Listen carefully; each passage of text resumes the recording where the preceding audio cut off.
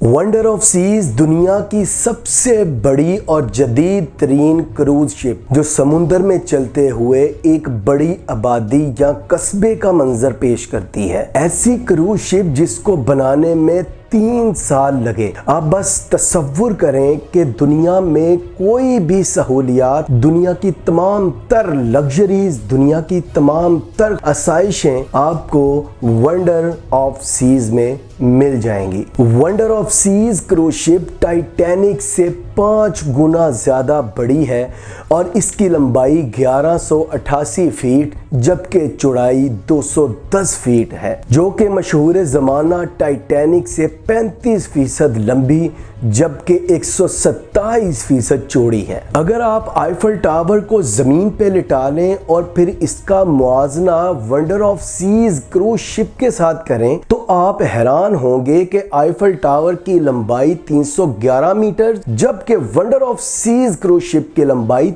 362 metre है, यानी कि ये आईफल टावर से भी लंबी है। और अगर आप इसका मुआजना दुनिया की ऊंची तरीन बिल्डिंग यानी बुर्ज खलीफा से करें तो वंडर ऑफ सीज शिप बुर्ज खलीफा की 44% बनती है। वंडर ऑफ सीज को फ्रांस में बनाया गया और इस पे लागत 1 अरब 35 करोड़ डॉलर्स आई, जो कि बुर्ज खलीफा को बनाने की लागत के करीब है। बुर्ज खलीफा में 1.5 बिलियन डॉलर्स यानी 1 अरब 50 करोड़ डॉलर लागत आई थी। अगर आप इस शिप की कैपेसिटी की बात करें तो इस शिप में 2300 क्रू मेंबर्स जबकि 7084 मुसाफिर एक वक्त में सफर कर सकते हैं और ये शिप 2867 गेस्ट रूम्स पर मुश्तमिल है। इस शिप को इस तरह डिजाइन किया गया और इसकी निचली सतह इस तरह बनाई गई कि बड़ी बड़ी पानी की लहरों में भी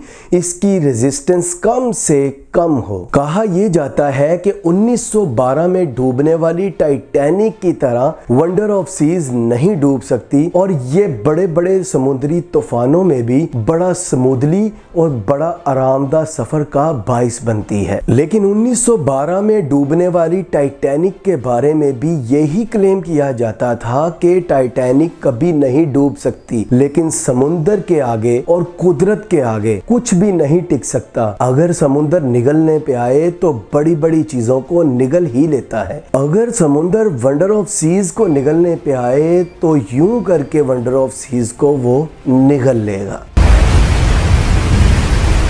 वंडर ऑफ सीज में 3 बड़े इंजन जिनको इलेक्ट्रिक थ्रस्टर भी कहा जाता है वो इंस्टॉल किए गए और एक इंजन की कैपेसिटी 20,000 किलोवाट बिजली बना सकती है, यानी इसका एक इंजन 1.5 टन के 11,764 एसी एक वक्त पर चला सकता है। यानी कुल मिला के ये 3 इंजन 60,000 किलोवाट बिजली बना सकते हैं। ये 3 इलेक्ट्रिक थ्रस्टर्स इंजन 20 फुट चौड़े 3 रोटेटेबल प्रोपेलर्स को चलाते हैं और एक प्रोपेलर एवरेज हाथी से 2 गुना ज्यादा बड़ा होता है। वंडर ऑफ सीज को modern high tech super system से कंट्रोल किया जाता है और इस सिस्टम के साथ पूरे वंडर ऑफ सीज के हर हिस्से को कनेक्ट किया जाता है और आप कंट्रोल रूम में बैठकर वंडर ऑफ सीज के हर हिस्से को मैनेज और कंट्रोल कर सकते हैं। इस शिप को बनाने से पहले बहुत से रफ डमी डिजाइन बनाए गए और फिर इनका ट्रायल किया गया और फिर ये देखा गया कि कौन सा डिजाइन सबसे ज्यादा सेफ है और कौन सा डिजाइन समुद्र में कम से कम रेजिस्टेंस और सेफ्टी को यकीनी बनाता है। उसके बाद एक डिजाइन को चूज करके इस शिप को बनाया गया। इस शिप में एक छोटी से छोटी सहूलियत से लेके एक लग्जूरियस फैसिलिटी तक आप एंजॉय कर सकते हैं, यानी यहाँ पर बच्चों के लिए हर तरह के कस्टमर्स के लिए सहूलियात मुयस्सर हैं। इस शिप में बच्चों के लिए children playground, children water park, ice skating area, full size basket court, 1400 seats पर मुश्तमिल थिएटर, 10 मंजिला ऊंची zip line, rock climbing wall,